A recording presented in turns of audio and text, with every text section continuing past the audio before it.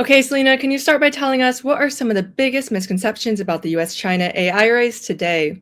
I think people tend to think that both the U.S. and China, when they use the race metaphor, that they're very much one racing down the same lane towards the frontier, and then two that they are racing towards the same finishing line. And I think in the U.S. that finishing line is very much whether you call it AGI, artificial general intelligence, or if you call it, reaching the moment of recursive self-improvement that can unlock, great gains for society and for the economy. In China, I think it's quite different. And part of it is because of export controls and compute constraints that has forced them to develop a very different kind of approach. So China, one, I think their dominant vision of AI is very much physical.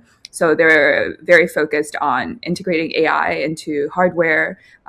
And then to accelerate that, they have very much adopted open source models to accelerate the adoption of AI across industries and across sectors. So efficiency is a huge thing because they don't have enough chips.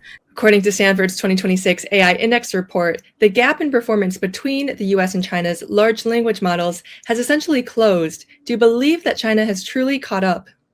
I think the gap has definitely narrowed from a few years back. So the gap was really wide right after ChatGPT came out, and China really struggled to catch up with its initial models like Baidu's Ernie. If you look at the more recent Chinese models like DeepSeek V4 or Kimi K2.6 or Z.AI's GLM models, it does seem like if you trust the benchmark reporting, it is generally somewhere around like under 6 months. But if the broader claim, or if you want to make a bolder claim of Chinese AI is now, neck and neck with US frontier models, I think that is probably not true as of this point. It is not that their performance are totally on par, especially on some of the areas like, coding capabilities or agentic capabilities, but it's more that, hey, maybe they have other metrics, right? Like DeepSeek is so much cheaper right now than, Claude. Lastly, if you had to pick just one, whether it's chips, large language models, physical AI, infrastructure, etc., what's the most important frontier that you see determining who leads the US-China AI race and why? I think the most important indicator might be which economy can first see like real productive impact from AI.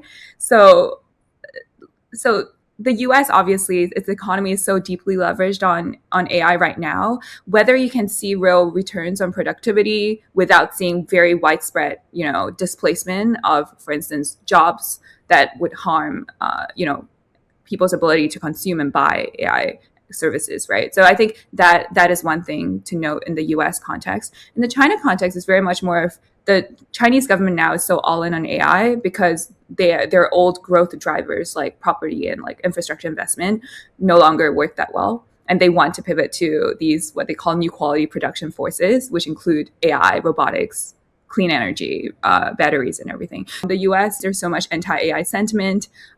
Token costs are going through the roof. There's a memory squeeze. Like all these problems is like before you talk about reaching, super intelligence, there are these really just like real issues about negotiating just how exactly you even bring that about in the first place that I think is very top of mind for policymakers. And I actually think is the more real issue if you talk about a race, like which country can actually bring about the fruits of AI without their societies breaking down.